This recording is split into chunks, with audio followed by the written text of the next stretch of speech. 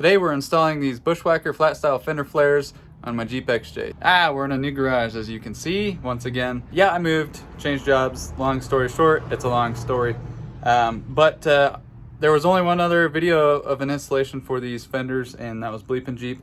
But he happened to leave out the back portion, the back flare, which I kind of struggled with. So I just wanted to make another video, show you guys my take on the front. And as far as I'm concerned or aware, it's the only video that will show you the back portion, which it's not hard. I just had to figure it out, and once you get it figured out, it's simple. Let's get to it. So you want to start out by kind of masking this up. I didn't mask the other side, and it was kind of a pain in the butt. It's really hard to see marker. I don't have a grease marker or anything. It's really hard to see the marker on the black, so I went ahead and masked it off. That way when you trace out your fender, you can see it much better. The first step is to measure from here 3 3/4 out. It's probably best if you have a ruler. I don't, so we're using tape. 3. Do that. And this is what you're going to match the front of your fender flare up to. A lot of traffic. So I'm going to go ahead and use a square and draw a line.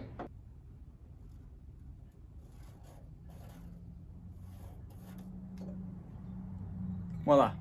So these pieces are labeled D1, D2 for driver 1, driver 2. These are the inner fenders, and then P for passenger on the other side. So it's saying take D1, that'd be this one, and we need to line it up with the 2 existing fender flare holes.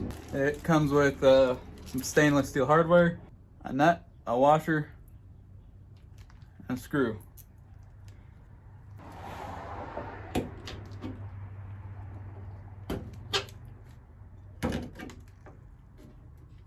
Okay, so we're going to take the screw, the washer,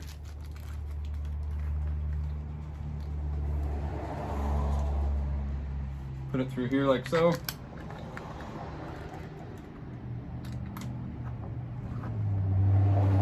And that goes on the back side.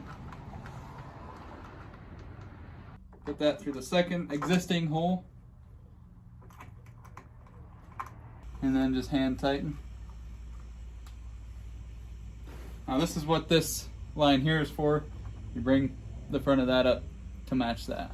So we're going to take our marker, bring this up to there, make sure this is where we want it back here, and mark our hole. Perfect. Now we're going to take it back off. This is going to be a 1/4 inch hole.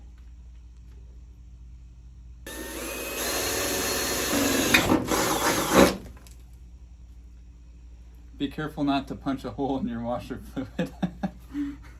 I didn't. I got lucky. Okay, now we're going to reinstall it again. You'll find that you do this several times. Still keep them only hand tight. I'm only doing this for the sake of time. Okay, now on this line right here, we need to measure 6 1/8 from here out.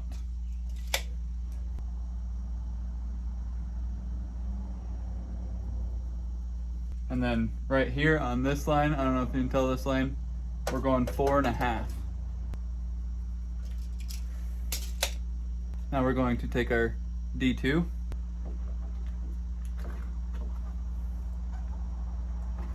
Okay, so we only put one up here.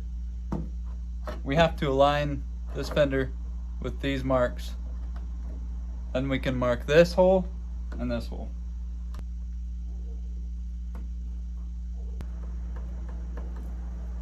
Okay, now we're going to drill in the holes that we just marked, 1/4 inch.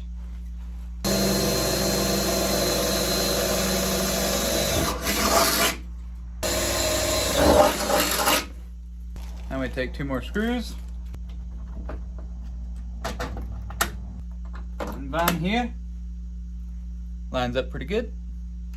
Now I'm going to tighten these down decently, just snug.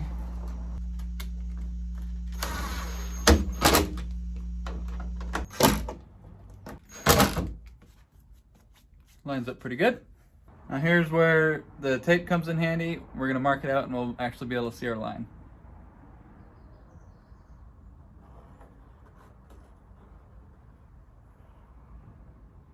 Right here will extend out past to the bottom of the flare.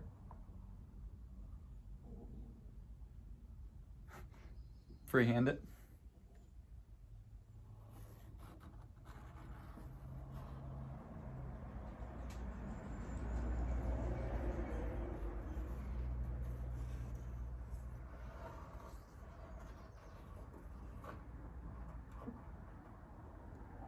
Now we're going to take them back off once more. And if you're using one of these on one of these the way it's not intended to be used, I highly recommend wearing more than just safety glasses, but I'm not going to because I suck.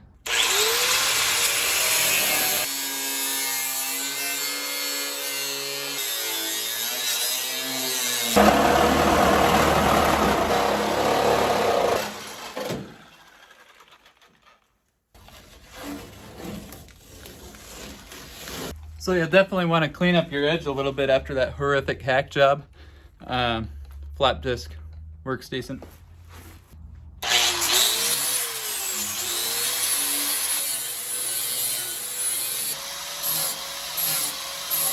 So there's no need to get too carried away. Most of this is going to be covered up pretty well anyways. What I'm doing is I'm just installing these and I'm taking them right back off because I want to go to the car wash and spray down the inside of this and repaint everything, including these edges, before I put them on for good. But if you're not going to do that, then you're going to want to go ahead and clean up this edge, put some paint on it, and alcohol swab it and everything, and make sure that's prepped for long term. But like I say, I'm taking all mine off anyways, so be sure to do that if you're not. You definitely want to cut slits in here, obviously avoiding the pinch welds. Cut slits in between those pinch welds and hammer this flat. I'll show you the other side. It's going to look just like that when it's done, of course painted. And of course I've ran out of cutting discs, so I'll have to do that tomorrow.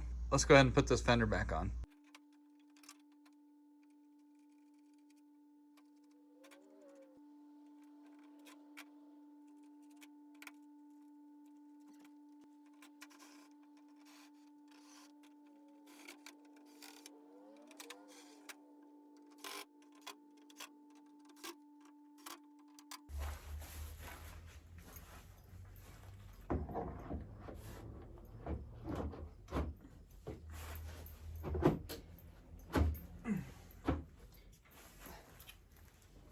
Nice. Nice. Ugh.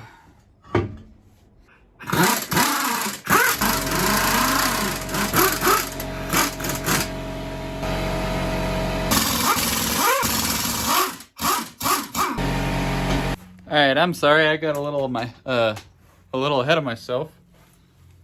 Let me come over here and show you what I just did. I started on the back without you guys. Yep, that was kind of the whole purpose of making this video, is to show you guys the back. So in the instructions, this part's fairly straightforward.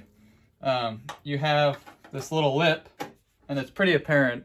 There's a definite line right here. And all you do is you just cut all the way around that line and cut this piece off.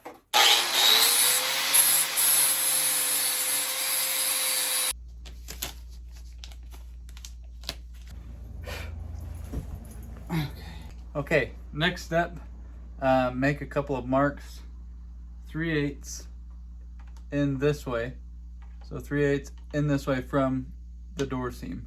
So right here, we're measuring 3/8 that way. We'll make a couple of marks up along here.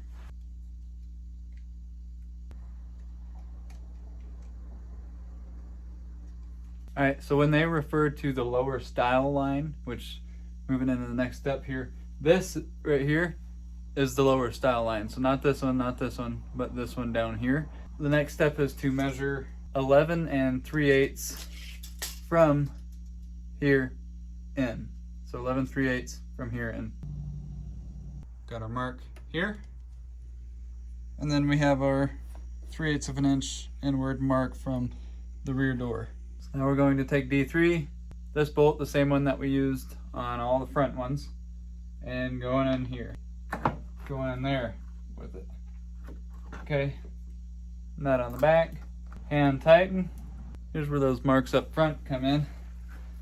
That's where you line the front of the fender up with these.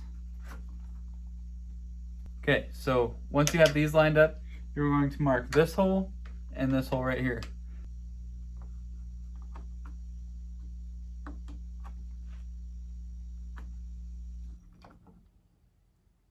So we got a hole here and a hole here. Okay, we're going to repeat this same process with the back inner fender piece back here. Now going up top here is one of these. I have one here and here. Okay, now back here, once you have this top bolt in, I'm going to go ahead and line this up with that back mark. And then you're going to mark this one and this one with your scratch awl and your marker. Okay, now the instructions say to remove these. Just loosen them up a little bit, let them hang, and now we can drill both sides without having to take them totally off. All right, now this is kind of where I struggled with this, and this is mainly why I wanted to do the video right here. It's just a small piece of information, but it might be kind of valuable. Now that we have these removed, like I say, we're going to drill both these holes. We have one mark there and one mark there. So with a 7/64 or 7/64 drill bit, we're going to drill this one and the other top one. So that one and this one, not this one. This one will be a 1/4 inch. 7/64, 1/4 inch. And I'll show you why. Going 1/4 inch on the bottom one.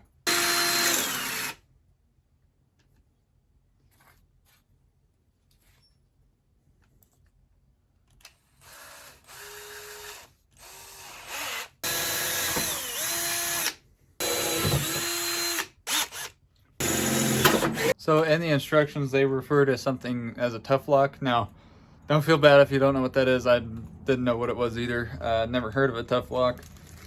Could be a common thing. I don't know. I've never, like I said, never heard of it. But a tough lock is one of these guys. And if you have the hardware kit in front of you, you'll know what this is. I think you get 4 of them.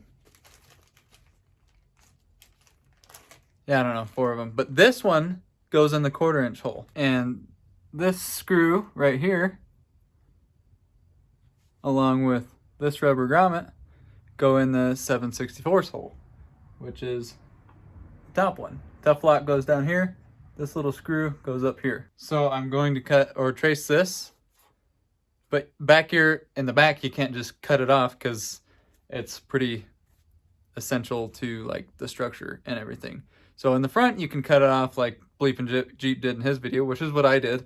But back here, we're going to want to cut slats, whatever you call it, and then pound them in, and I'll show you that here.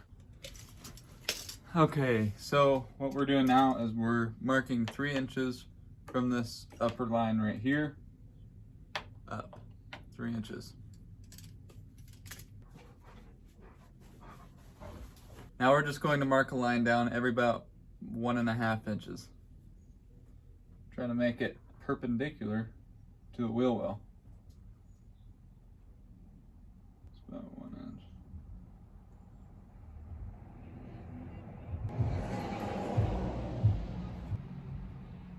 Now we're going to cut this top portion off right here, but not these.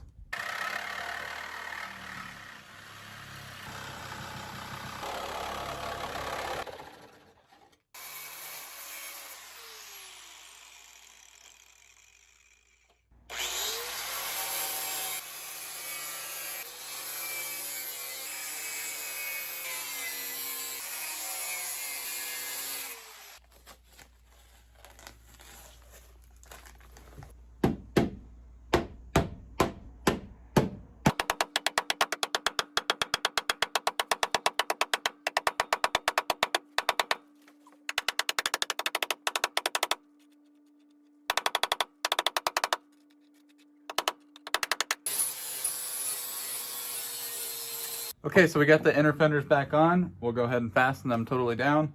Like I said, we got these little connector deals. I forget what they call them. These go right here in that 1/4 inch hole. And on those, you have to just push them all the way in through the fender and the fender flare. And then you screw that down while holding it against, and then that expands in there and holds that in. Now, as far as these go, take this out. You take this, and this goes on the inside of the fender right here. This goes through there.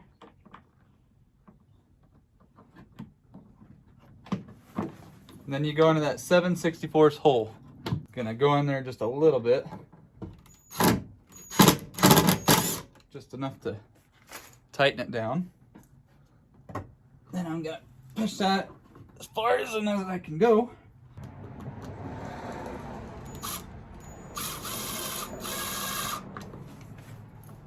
And then that fastens that like that. So I'm gonna go ahead, try to line these up best as possible. Like I say, I'm not tightening everything totally down. I still gotta paint all this and got a lot to do before I'm done. But you do the same thing on this inner fender right here, screw right here, this connector thing right there. And then you're basically done. You guys know how to put the fenders on. That's not too hard. I mainly wanted to make this video, like I said, for the rear, putting these on. Bleepin Jeep had a great video on doing the front. Like I said, he just left the back out, which no big deal. Left room for me to make a video. So hit that like and subscribe button if I helped you out, and we'll see you on the next Jeepin' video.